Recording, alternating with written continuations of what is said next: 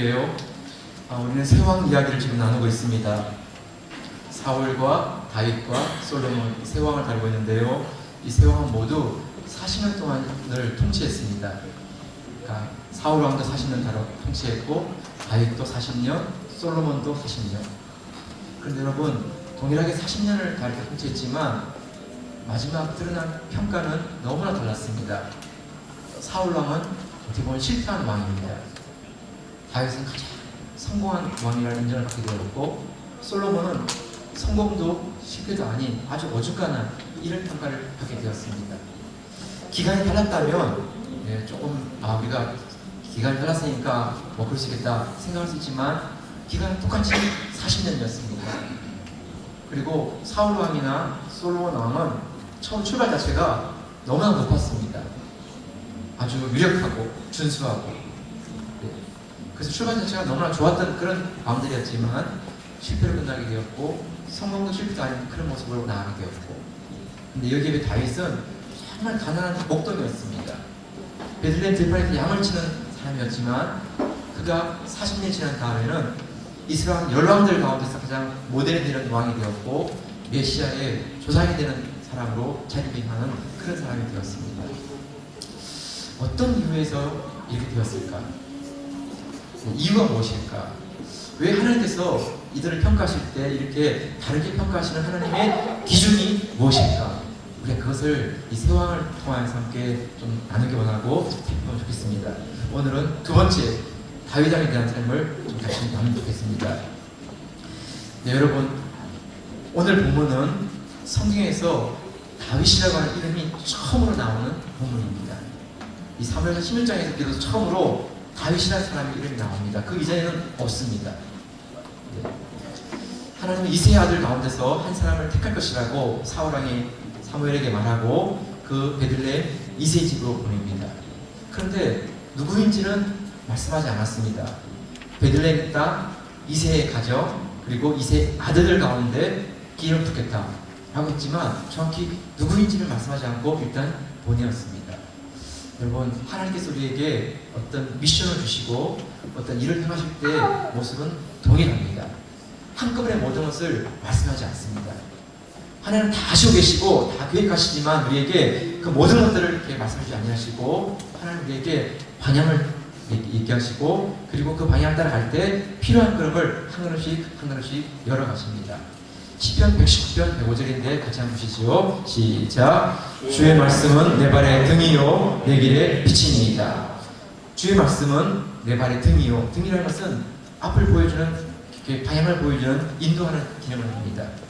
또 내 길의 빛이니이다. 이렇게 등은 내 발을 비춰주는 것이지만 빛은 길을 이렇게 앞서서 이렇게 어느 방향인가 하는 걸 보여주는 것이죠. 빛을 따라서 가는 가운데 그 발걸음 가운데 등불로 앞을 비춰주는 것입니다.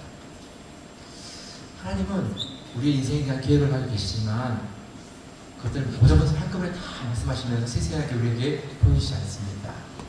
하나님 말씀하신 대로 한 걸음씩 순종하며 나갈 때 그때그때 필요한 대로 하나님이 열어주시고 포기하시고, 그러면서 우리 인도하심이 분명하다는 것을 계속해서 알려주십니다. 사무엘이 이새의 집에 도착하니까 7명의 아들들이 있었습니다. 어느 아들이 기름 부을지는 알 수가 없었습니다. 그래서 이제 한 사람씩을 나오게 합니다. 그 가운데 제일 그 맏아들, 첫째가 엘리압인데 그가 나왔습니다. 근데 그를 본 모습이 6절에 나오는데 같이 한번 볼까요? 6절 말씀 시작. 그들이 오매 사무엘이 엘리압을 보고 마음에 이르기를 여호와의 기름 부으실 자가 과연 그 앞에 있도다 하였더니, 사무엘이 엘리압을 딱 보았습니다. 그런데 그가 너무나 잘생기고 너무나 준수했습니다. 그러자 여호와의 기름 부으실 자가 이 사람이구나 이렇게 생각했습니다. 근데 여러분, 하나님은 아니라고 하십니다. 하나님은 외모를 보는 게 아니라 중심을 보는 분이었습니다. 7절을 같이 한번 보시죠. 7절 시작. 여호와께서 사무엘에게 이르시되 그 용모와 심장을 보지 말라. 내가 이미 그를 버렸노라. 나의 보는 것은 사람과 같이 아니하니 사람을 외모를 보니와 나 여호와는 중심을 보느니라. 하나님의 기준은 중심을 보는 것입니다. 근데 우리는 중심을 볼 수가 없죠. 네, 우리는 밖으로 드러난 외모와 그의 분위기를 보고 그 사람을 대강 이해하게 되죠. 그런데 하나님의 눈은 사람과 같지 않아서 그 중심을 관통하고 그 중심을 꿰뚫어 보는 것입니다. 하나님께서 사람을 부르시고 세우실 때는 그 중심을 보시는 것입니다. 그러면 여러분, 다윗이 가지고 있는 중심이라는 게 도대체 어떤 것입니까? 하나님은 다윗의 어떤 중심을 보시고 그를 선택하시고 그를 이스라엘 왕으로 이렇게 삼으시는 것입니까? 다윗 가운데 드러난 중심은 어떤 것일까요? 오늘 이 본문을 보게 되면 가장 중요한 세 가지의 다윗의 중심이 드러납니다. 그래서 첫 번째를 보면 다윗이 가지고 있는 성실한 마음입니다. 성실한 태도. 네, 11절을 한번 보십시오. 11절 말씀 시작. 또 사무엘이 이새에게 이르되 내 아들들이 다 여기 있느냐? 이새가 이르되 아직 막내가 남았는데 그는 양을 지키나이다. 사무엘이 이새에게 이르되 사람을 보내어 그를 데려오라. 그가 여기 오기까지는 우리가 식사 자리에 앉지 아니하겠노라. 장자 엘리야, 둘째 아비나답, 셋째 삼마가 이렇게 차차 지나가지만 다 하나님은 아니라고 말씀하셨습니다. 7집까지 지나갔습니다. 그런데 아니었습니다. 이제는 아들들이 없는 걸 보고 사무엘이 이 왜 다른 아들이 없냐? 이렇게 물어봤더니 막내가 한 명 있는데 걔는 진짜 좀 덜 떨어진 것 같습니다. 그래서 걔는 지금 밖에 나가서 양들을 돌보고 있습니다. 이렇게 얘기합니다. 그래서 사무엘이 그 아들을 데려와 보라고, 그리고 그가 오기까지는 우리가 식사하지 않겠다고 이렇게 말합니다. 여러분, 이새가 생각하기에는 자기 아들 막내는 너무 어렸습니다. 그리고 사람들 앞에 내세우기에는 뭔가 조금 부족한 그런 아들이었습니다. 그래서 7집까지 형들은 나름대로 또 준수하니까 다 이렇게 사무엘에게 보이게 하고 누군가 한 명은 양을 돌봐야 되니까 그 막내를 양을 돌보라고 보내는 것입니다. 그런데 여러분, 다윗은 그 베들레헴 들판에서 양을 치는 가운데 불려오는 것입니다. 우리가 생각할 때는 양을 치는 게 되게 쉬운 것 같지만 그렇지 않습니다. 왜냐하면 베들레헴 팔레스타인은 따로 그늘이 없습니다. 큰 나무가 없습니다.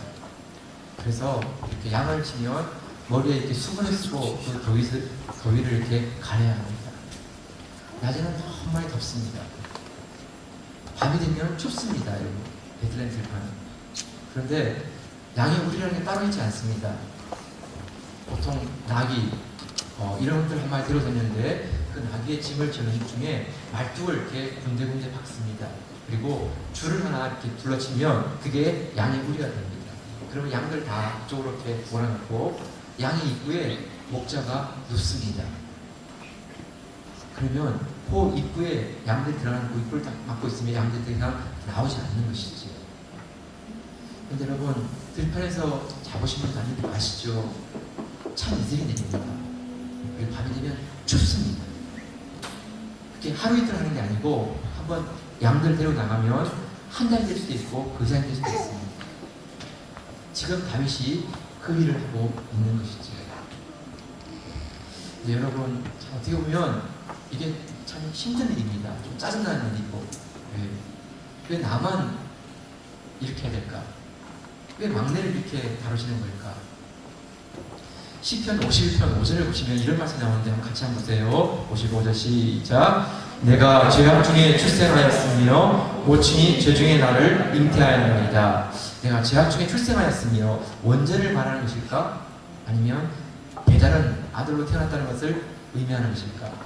시편 27편 10절 말씀을 한 번 더 같이 보세요. 시작. 내 부모는 나를 버렸으나 여호와는 나를 영접하시리이다. 내 부모는 나를 버렸으나, 다윗이 어린 시절에 이런 것도 참 나오지가 않는데 다윗은 내가 죄악 중에 출생했다고 말하고 내 부모는 나를 버렸다고 말하고, 해석이 몇 가지가 있습니다. 그런데 우리가 한 가지 볼 수 있는 부분 가운데는 다윗이 이새의 아들인 것은 맞지만 배달은 아들이 아닌가 하는 부분입니다. 그래서 형들 사이에서는 뭔가 따돌림을 당하고 이렇게 소외감을 받는 그런 가운데 자라는 게 아닌가 하는 것입니다. 왜냐하면 여러분 형들이 있고 막내가 있으면 아버지인 제 입장에서도 막내는 안 버립니다. 네, 셋째 나가, 넷째는 갔다 와라. 왜냐하면 7명, 8명 있으니까. 네. 첫째, 둘째까지는 혹시 모르니까 한번 이렇게 하지만 셋째, 넷째부터는 얘가 좀 그래서 뭐 건장하고 괜찮으니까 셋째 네가 갔다 와라. 이렇게 하지. 막내를 보낸다. 이건 진짜 부모 입장에서 좀 쉬운 게 아닙니다. 근데 지금 막내를 보내는데 네, 아버지의 생각 속에서도 설마 막내일까? 뭐 이런 생각을 한 것이지요.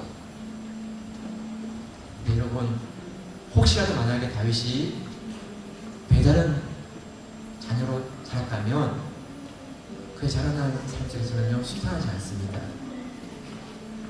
많은 거절감을 당하게 되고 이렇게 차별감을 느끼게 되면 사람 마음이 자꾸 닫혀지게 됩니다. 함께 어울리기 힘들고 함께 마음을 열기가 어렵습니다. 그래서 뭔가 자꾸 이렇게 심통을 부리거나 마음이 삐뚤어지는 것이지. 그리고 성질이 아주 괴팍해지는 것입니다. 그런데 여러분 그렇게 뭔가 좀 심통사납고 뭔가 좀 개파할 수 있는 그런 상황인데 다윗은 아버지 양을 돌보면서 그런 모습이 전혀 보이지가 않는다는 것입니다. 사무엘상 17장 34절 35절 같이 한번 볼게요. 34, 35절 시작. 다윗이 사울에게 고하되 주의 종이 아비의 양을 지킬 때에 사자나 곰이 와서 양떼에서 새끼를 움키면 내가 따라가서 그것을 치고 그 입에서 새끼를 건져내었고 그것이 일어나 나를 해하고자 하면 내가 그 수염을 잡고 그것을 쳐주게 한다니까. 네, 여러분 양들이 한두 마리가 아닙니다. 몇백 마리 때로는 한 1000마리 넘는 그런 양들을 돌보는 중에요 새끼 한 마리를 이렇게 물어갔습니다. 근데 여러분 혹시 늑대가 물어갔다 그러면 쫓아갑니다. 네, 왜냐하면 한번 싸울만 하잖아요 늑대 정도는. 근데 여러분 곰이나 사자는요 이게 만만하지 않습니다. 네.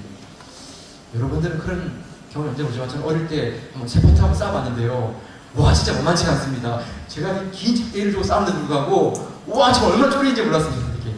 근데 걔들은 금방 압니다. 내가 겁먹일까? 겁먹겠지 않다 압니다. 근데 여러분 곰이나 사자는요 그런 정도가 아닙니다. 정말 덩치도 크고 힘도 세고. 그런데 그런 곰이나 사자가 와서 양이 큰 것도 아니고 새끼 한 마리를 물고 왔는데 웬만하면 그냥 그거 먹고 떨어져 있나 그러면 그렇게 하고 이제 다른 양들 돌보고 이렇게 딴 데로 데려가면 되지 않습니까? 다윗이 그렇지 않고 쫓아간 것입니다.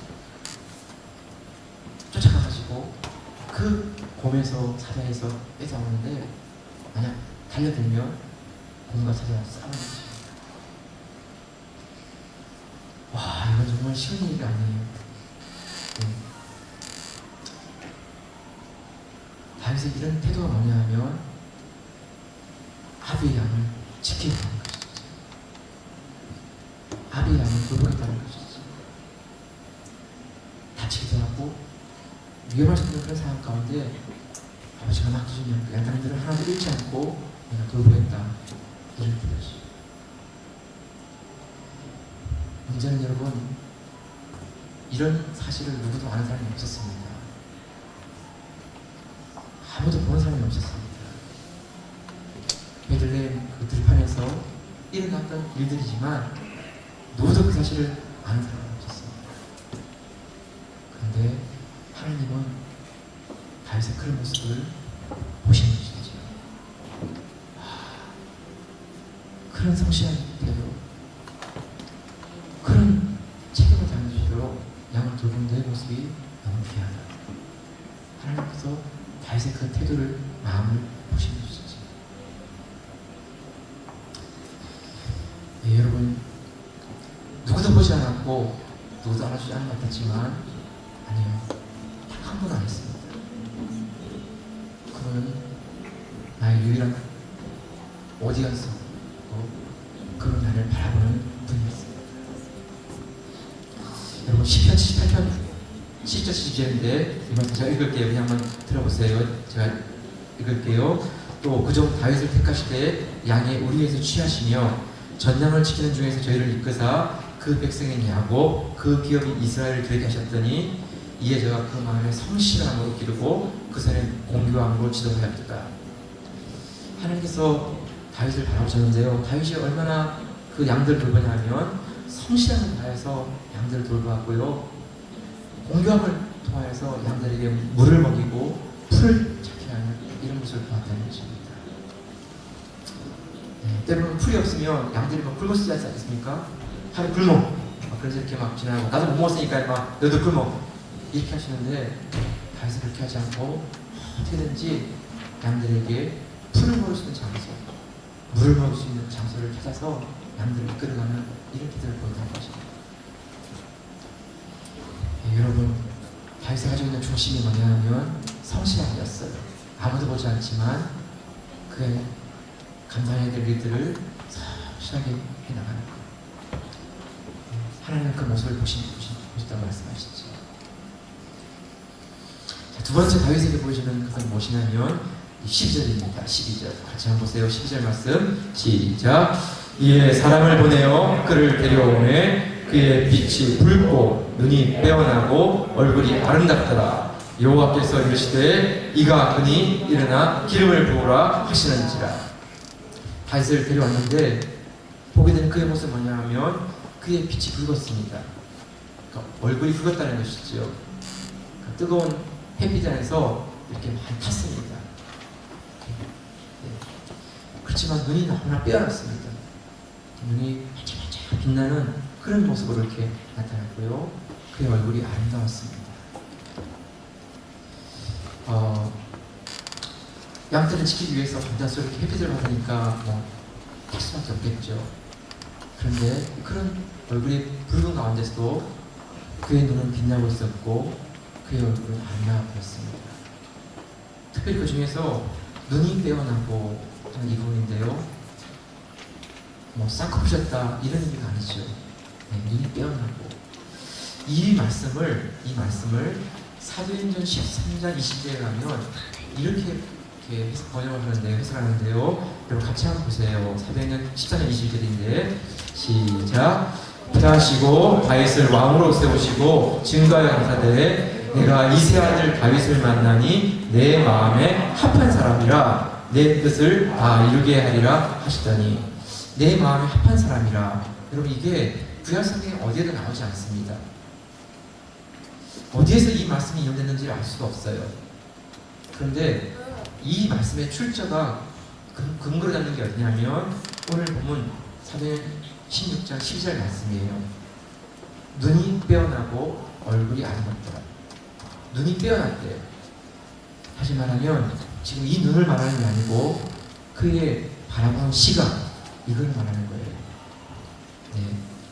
하나님의 보는 것을 함께 볼 수 있는 마음, 하나님 기뻐하는 것을 함께 기뻐할 수 있는 마음과 하나님의 마음과 하나 되는 그 다윗의 모습, 이것을 가르치고 있어요. 여러분, 사람이 얼마든지 자기의 시각이라는 게 있죠. 네, 자연한 가운데서 가지고 있는 우리의 안경이 있고요. 네, 그걸 완전히 벗어날 수 있다, 그런 건 아닙니다. 그렇지만 우리가 자꾸 하나님과 교제하고 하나님과 이렇게 친밀한 관계를 이렇게 갖게 되면 내 마음 가운데 하나님 기뻐하시는 거 나도 기뻐하게 되고, 하나님 싫어하시면 나도 싫어하게 되고, 하나님이 원하시면 순종하게 되고, 하나님이 하지 말라고 하시면 하지 않으려고 하는 이런 것들이 생기는 것이지요. 그래서 조금씩 훈련하면서 가지게 된 게 뭔가 하면, 이거 하나님 기뻐하시는구나, 그럼 내가 해야지. 이거 하나님 싫어하시는구나, 그러면 내가 하고 싶어서 하지 않는 것이지요. 이러면서 하나님의 마음과 우리의 마음이 점점 가까워지고 하나가 되는 이런 삶을 살게 되는 것입니다. 눈이 빼어나다 하는 그 의미는 바로 이런 것입니다. 하나님이 보는 것을 함께 보고 하나님 기뻐하는 것을 함께 기뻐할 수 있는 그런 기도인 것이죠. 예, 여러분, 디모데전서 1장 12절인데 같이 한번 볼게요. 이 말씀이요. 시작. 나를 능하게 하신 그리스도 예수 우리 주께 내가 감사함은 나를 충성되이 여겨 내게 직분을 맡기시니. 네, 바울을 보실 때 능력을 보고 보신 게 아니고 이런 일을 할 만한 능력이 있는가 없는 걸 보시면서 이렇게 하신 게 아니고 그 사울 가운데서 참 충성된 마음, 어떤 일을 하나 맡기면 그걸 이렇게 감당하려고 하는 그런 태도, 그런 가운데 사울을 부르시고 맡겼다고 이렇게 말씀하고 있어요. 네, 여러분, 하나님께서 우리를 바라보시면서 이렇게 보시는 건 뭔가 하면 우리에게 있는 하나님을 향한 무식한 태도예요. 무식한 태도. 네, 하나님 마음과 같은 가운데서 벗어나지 않는 것이죠. 좀 손해를 보고 좀 수고를 하고 좀 욕을 먹고 사람들이 비웃고 한다 할지라도 하나님이 기뻐하시니까 그러면 그 자리에 설 수 있는 그런 태도의 것이죠. 네, 여러분, 우리가 신앙생활을 한다는 것은요, 네, 하나님 한 분 앞에서 마음을 정하고 누가 어떻게 얘기하든 간에 그 말 앞에서 우리가 요동하지 아니하고 하나님께서 어떻게 말씀하실까 하는 것에 초점을 맞추는 것이지, 그리고 걸어가는 것이지. 때로는 손해보고 때로는 힘들고 때로는 남들처럼 이렇게 약삭 빠르게 승진하고 사람들과 관계를 잘 사바사바하면서 이렇게 달려가고 그런 부족하더라도 하나님 기뻐하시는 일이라면 그 자리에서 무식하게 자리를 지키고 그분을 예배하고 경배하기 위해서 그분의 순종하는 들어가진 모습, 이게 충분한 거죠. 예, 이런 생각을 해봐요. 내가 만 다윗이었고 내가 사울 왕에게 쫓기고 있다. 그냥 저는 사울 왕에게 좀 아부했을 것 같아요. 장인어르신 왜 이러십니까? 자, 왜 자꾸 사위를 죽이려고 합니까? 이러지 마세요. 장인어르신 하면서 막 술도 드립하고 온갖 좋은 거 막 갖다 막 바치고 뇌물 드리고 어떻게든지 좀 장인의 판심을 사가지고 제발 나 좀 죽이려고 하는 이런 걸 좀 못하게 만들고 미가를 막 뒤에서 막 볶아가지고 여보 좀 아버지 좀 어떻게 막 이렇게 하고. 그런 내용은 다윗은 너무 미련 공생이라고 그러지 않습니까? 창을 던지면 막 피하고 막 그리고 뭐 아무 말도 안 해 그냥. 아니 장인어르신 왜 이러십니까? 뭐 이런 것도 없어. 그냥 도망가고 그냥. 아 진짜 어떻게 보면 막 속 터지고 미련 공생처럼 보이고. 예, 여러분, 인간적인 눈으로 보면 참 다윗은 너무 이렇게 무식하기도 하고 너무 지혜가 없는 것처럼 보이고. 근데 여러분, 한 가지가 뭔가 하면 결코 사울 왕을 자기 힘으로 죽이지 않는 것입니다. 하나님이 기름 부으신 분이라면 하나님의 자리에 갈 하고 있는 가운데 그 앞에 절대 자기 힘을 사용하지 않는 것이죠.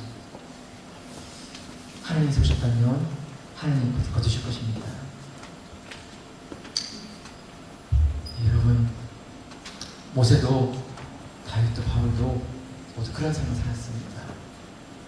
이렇게 하나님 한 분 앞에서 욕을 먹고 돌을 맞고 사람의 손가락질과 모욕을 당하고. 중요한 것은 여러분, 하나님 그분께서 나의 주인이시고 그분께서 나에게 이걸 막으셨다면 그냥 우직한 발걸음으로 한 걸음씩 가는 그런 태도, 이게 다윗의 모습이었습니다. 마지막 하나만 더 얘기할게요. 세 번째가 뭐냐면 다윗에게 있는 온유한 마음이에요. 온유한 마음. 온유함. 13절인데요. 오늘 본문의 마지막 13절 말씀 같이 한번 볼게요. 시작. 사무엘이 기름 불병을 가져다가 그의 형제 중에서 그에게 부었더니 이날 이후로 다윗이 여호와의 영에게 크게 감동되니라. 사무엘이 떠나서 라마로 가니라. 예, 여기에 무슨 온유함이 있는가 하는 생각이 들지만 이 본문 가운데 사무엘이 기름 뿔병을 잡아서 이제 기름 붓는데 사울은 따로 데려가서 기름을 부었어요. 따로 데려가서. 그런데 오늘 본문에 보게 되면 다윗은 그의 형제들 중에서, 이 부분은 조금 번역이 좀 그렇죠. 표준 세번역에 보면 이렇게 번역되어 있어요. 사무엘이 기름이 담긴 뿔병을 들고 그의 형들이 둘러선 가운데서 그의 형들이 둘러서 있는 가운데 그 가운데서 다윗에게 기름을 부었다는 것입니다. 이게 아무것도 안 할지는 보이는데요. 네, 여러분 형들의 한번 눈을 한번 생각해 보세요. 배달은 만약에 다윗이었다면 형들 입장에서는 더더욱 의아한 표정으로 바라보았을 것입니다. 정말 뭐냐 저거? 뭐야 저 자식 저거? 우리 7명 아버지 어머니한테 300나 사람 다 있는데 왜 죄인 거야? 그런 의아한 눈초리, 그런 싸늘한 눈초리, 그런 이해되지 않는 눈초리 가지고 바라보는 가운데 다윗이 기름 부을 받고 있는 그 모습이 여러분 쉬운 분위기가 아닙니다. 어떻게 보면 정말 자기도 어쩔 줄을 모르는 그런 상황 속에서 이렇게 지금 기름 부을 받는 그런 모습이죠. 네, 근데 여러분 그런 분위기 속에서 봤지만 다윗이 형들에게 대꾸하거나 반항하거나 그러지 않습니다. 그냥 사무엘 선지자가 기름 부음 받으니까 기름 부음 받고 그냥 일어납니다. 네. 그 뒤에도 아무리 얘기하지 않습니다. 형들 기름 부음 받았지? 나 이제 받지? 하나님 인자하시면 받지? 이 형들 이제 나한테 알아서 좀 이렇게 귀여워 이런 수밖에 폼잡고 그게 없습니다. 그냥 여러분. 네. 그냥 같이 이렇게 나갑니다. 그런 중에 여러분 전쟁이 나서 형들이 블레셋 싸우는데요. 아버지가 다윗에게 치즈를 들고 와서 형들이 안전한지 한번 확인해 오라 하면서 이렇게 보냈는데요. 다윗이 거기 갔더니 그 블레셋 사람의 거의 블레셋이 나와가지고 막 하나님을 욕하고 막 이스라엘 왕을 욕하는데요. 그것도 40일 동안을 아침 저녁으로 나와서 막 욕을 해대는 것입니다. 다윗이 형들의 문화를 가서 들었는데 왜 커다란 덩치 큰 사람이 나와서 막 욕을 하는데 처음에야 뭐야 뭐 이렇게 했지만 이게 하루 이틀 지나서 들어보니까 견딜 수가 없는 것입니다. 견딜 수가. 하나님을 욕하고 이스라엘 왕을 욕하는데 뭐 저런 놈이 있는가 막 싶어가지고 견딜 수가 없는 것이죠. 그래가지고 여러분 다윗이 이렇게 말합니다. 사무엘상 10장 20절 한번 들어보세요. 이 블레셋 사람을 죽여 이스라엘의 치욕을 제하는 사람에게는 어떠한 대우를 하게 되냐? 이 할례 없는 블레셋 사람이 누구간데 사실은 하나님의 군대를 모욕하느냐? 네, 여러분 이 말은 다윗이 뭔가 상박기 위해 자기가 사무엘 때 막 얘기하면서 떠버리는 게 아닙니다. 사울 왕이 저 블레셋 사람과 싸우는 자에게는 상을 주겠다고 얘기하지만 아무도 나가지 못합니다.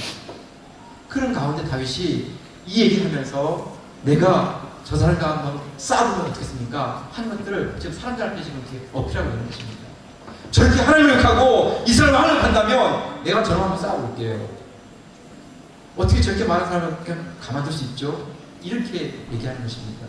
자랑도 아니고요. 자기를 드러내려고 하는 것도 아닙니다. 그냥 한번 저 사람과 싸워보겠다. 이게 나선 것 뿐입니다. 근데 여러분 이 얘기를 딱 하고 났을 때 그 얘기를 듣는 사람들 가운데 다윗의 제일 큰 맏형, 장형 엘리압이 이렇게 말합니다. 사무엘상 17장 28절인데 제가 읽어드릴게요. 장형 엘리압이 다윗의 사람들에게 하는 말을 들은지라 그가 다윗에게 노를 바라여 가로되 내가 어찌하여 이리로 내려왔느냐? 들에 있는 몇 명을 네게 맡겠느냐? 나는 내 교만과 내 마음의 완악함을 아노니 내가 전쟁을 구경하러 왔도다. 형이 동생을 막 꾸지라는 것입니다. 근데 여러분 이 꾸지람은 동생의 천지를 모르고 이렇게 막 날뛰거나 지금 사물을 분별하지 못하고 이렇게 하는 것 때문에 그걸 자제시키려고 하는 말이 아닙니다. 엘리야의 마음속에는 골리앗과는 도저히 싸울 수 없는 가운데 주눅들어 그런 가운데 있는 상황 속에서 다윗이 그 연약한 몸으로 어린 모습으로 골리앗과 싸우려는 그 모습에 대해서 마음 가운데 시기심과 질투심이 일어나는 것입니다. 다 숨어있는 그런 가운데 다윗이 일어나가지고 싸우려고 하는 그 모습 가운데 마음이 찔리는 것이죠. 뭔가 부끄럽고 뭔가 미안하고. 그래서 이렇게 말을 하는 것입니다. 여러분 다윗이 형의 이야기를 듣지만 그 꾸지람을 듣지만 다윗이 반응하지 않습니다. 그냥 잠잠합니다. 그리고 골리앗과 나와서 싸워서 골리앗을 쓰러뜨리죠. 네, 여러분, 온유함이란 어떤 것일까요? 온유함이란. 온유함은 온화함이 아닙니다. 사람이 좋은 좋다 이게 아닙니다. 온유함은 하나님께서 훈련되어진 가운데 나오는 성품입니다. 참을 때 참을 수 있고 분노할 때 분노할 수 있는 그 상황을 구분해서 반응할 수 있는 이것이 온유함입니다. 자기를 위해서는 어떠한 모욕과 수치를 당하더라도 참을 수 있지만 하나님의 영광과 그의 이름이 훼손되어지는 그 가운데서는 정말 견딜 수 없는 그 아픔 가운데 나라도 일어나서 내가 하나님을 위해서 나서겠습니다.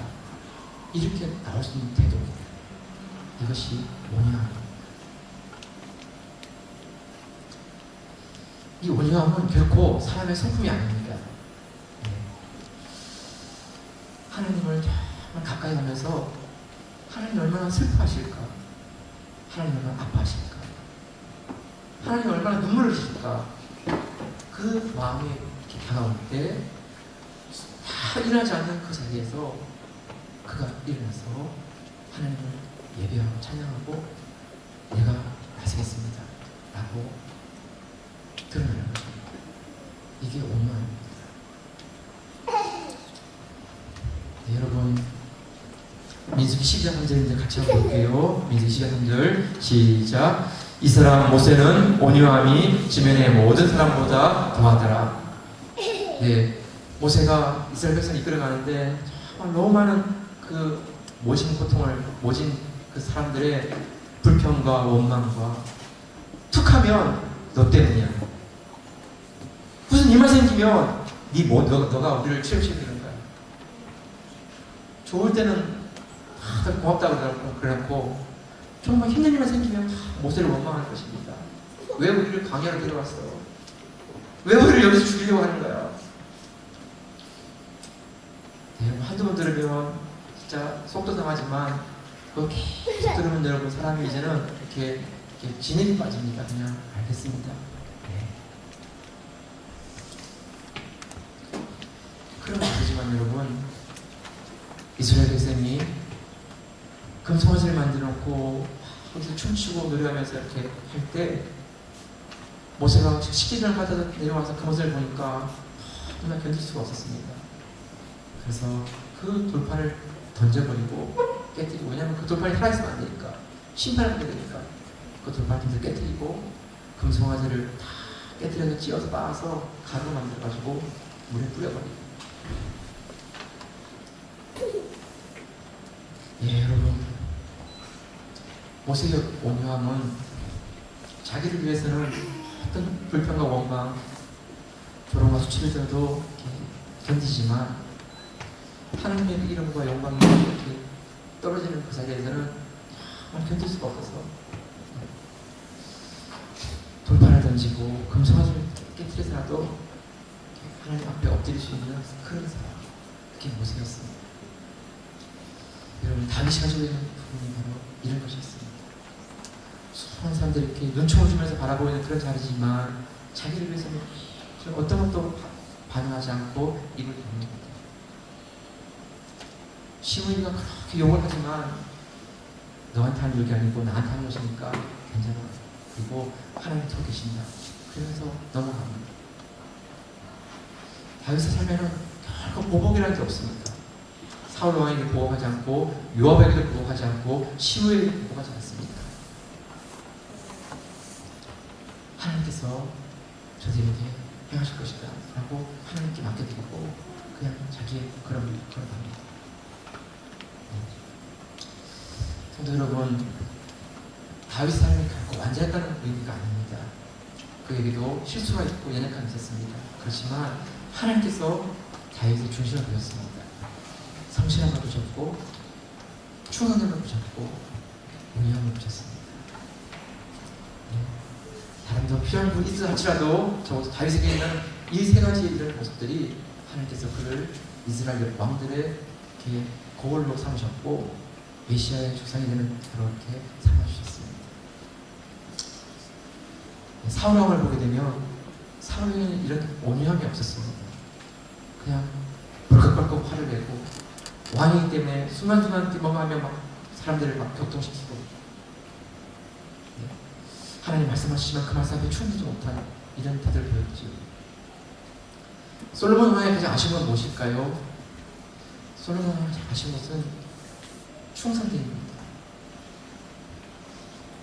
처음엔 잘 하시겠지만 마지막에 가면 갈수록 점점 하나님 한 분에 대한 신실한 마음이 아니라 그 아내들의 마음을 따라서 바로 우상들 섬기는 그런 모습으로 이렇게 바뀌는 것이지. 다윗에게는 이 세 가지 마음이 끝까지 있었습니다. 성실한테도, 충성된테도, 온유한테. 네, 성도 여러분, 우리에게 이런 은혜를 달라고 같이 기도하면 좋겠습니다. 아무도 보지 않는 것 같지만 하나님은 보십니다. 사람은 중심을 보지 못하지만 하나님은 중심을 보십니다. 우리의 중심을 하나님께 올려드리고 그 앞에서 함께 걸어가면 위대한 그런 되시기를 주의로 축복합니다. 다시 한번 드리겠습니다. 주를 위한 이곳에 자 향기고 기도하겠습니다.